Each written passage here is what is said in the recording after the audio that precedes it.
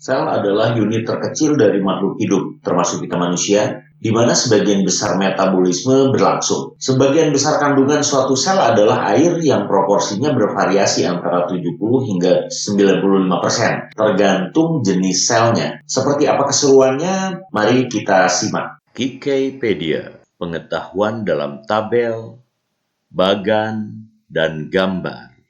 Sobat Kike, secara struktur, secara morfologi, secara wujud, sebuah sel tubuh manusia terdiri atas membran sel, cairan sel atau sitoplasma, dan inti sel atau nukleus. Sitoplasma dan nukleus secara bersama sering disebut sebagai protoplasma. Membran sel adalah pembatas suatu sel dengan sel yang lain atau dengan cairan tubuh luar sel. Istilah bahasa Inggrisnya adalah extracellular fluid. Sementara itu sitoplasma adalah cairan pengisi sel yang di dalamnya terdapat zat-zat anorganik dan organel-organel sel. Terakhir, nukleus sejatinya adalah organel sel yang terbesar, paling kompleks, mengandung material berisi informasi genetik, yang artinya nukleus memuat semua instruksi yang harus dikerjakan oleh sebuah sel.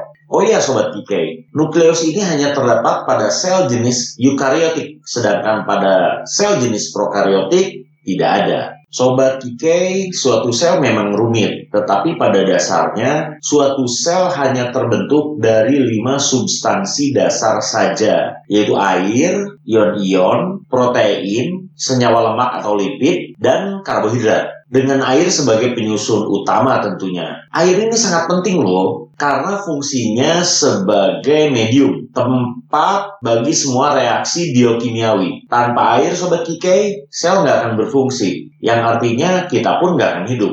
Cairan di dalam sel berinteraksi dengan cairan di luar sel dan terus-menerus melakukan proses kesetimbangan tekanan. Bila terjadi ketidaksetimbangan tekanan antara cairan luar sel dan cairan dalam sel, maka akan terjadi perbedaan air secara osmosis. Baiklah Sobat Kike, sekian, terima kasih, dan hatur thank you.